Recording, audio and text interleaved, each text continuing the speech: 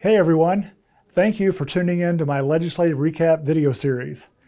I'll begin by sharing some great news about Senate Bill 49, also known as the SAFE Act.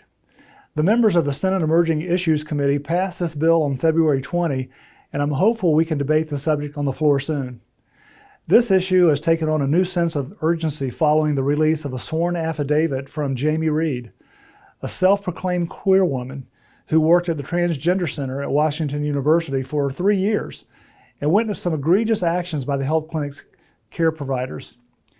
Her allegations include the mishandling of children's mental and behavioral health comorbidities, the overuse of puberty blocking or cross-sex hormone medications, and poor, sometimes non-existent communications with parents about the possible and potential dangerous side effects of the treatments. The other tidbit of good news is Senate Bill 134, or the Vulnerable Child Compassion and Protection Act. This bill is advanced out of committee. This piece of legislation prohibits teachers and other school personnel from discussing gender identity or sexual orientation with children without prior consent from the parents. Both of these proposals contain punitive provisions to handle dissenters and reinforce the policies. I believe children are a gift from God and made in His likeness, and I cannot and will not idly stand by and allow what I consider to be atrocities to children, gender transition treatments, and damaging dialogues at schools to continue under my watch in the legislature.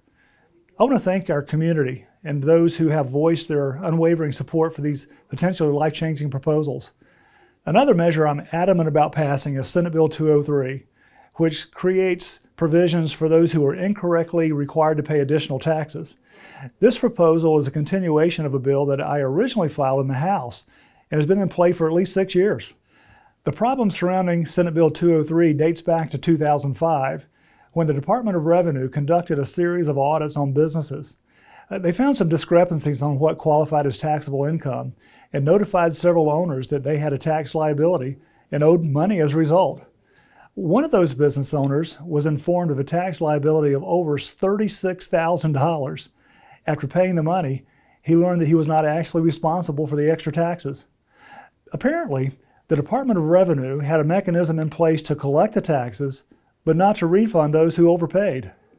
Several budget lines and a bill had been passed by the General Assembly, but the governor vetoed the legislation for various reasons.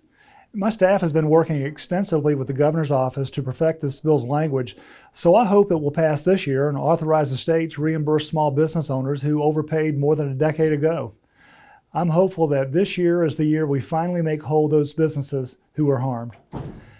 Thank you for watching this video and showing interest in the legislative process. To see a full list of my sponsored legislation or to read more about these bills, visit senate.mo.gov/moon. I look forward to updating you again next week. Until next time, I'm Senator Mike Moon.